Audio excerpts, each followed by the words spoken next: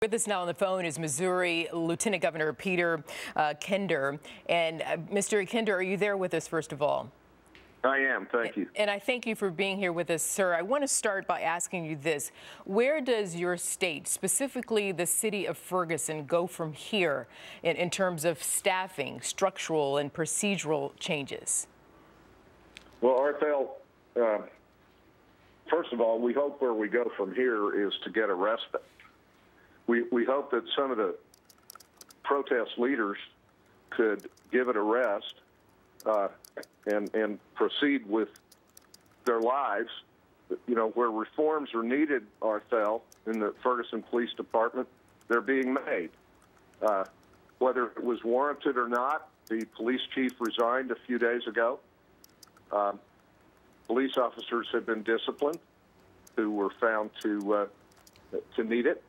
Some have been dismissed, and we have a city manager who's resigned there. So we've had a number of reforms already just in the last few days, and work and investigation continues. But the good people of Ferguson is not a slum, and the good people of Ferguson need a rest.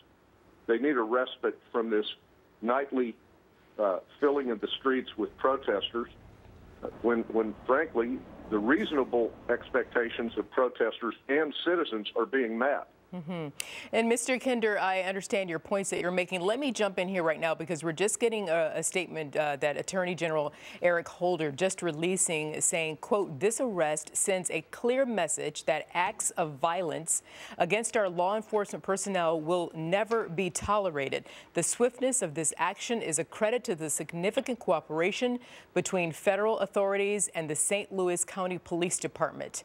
The ATF's ballistic imaging technology has played a critical role in the ongoing investigation. I commend both the ATF and St. Louis Police for their tremendous work in identifying this suspect. In the days ahead, he continues that we will continue to partner with the authorities in St. Louis County to secure justice for all those affected by this heinous and cowardly crime. And we will continue to stand vigilant in support of public safety, officers, and the communities they serve," end quote. And that is a quote from Attorney General Eric Holder. What do you say to that statement, sir? Well, Arthel, he is sounding the right notes today, this afternoon.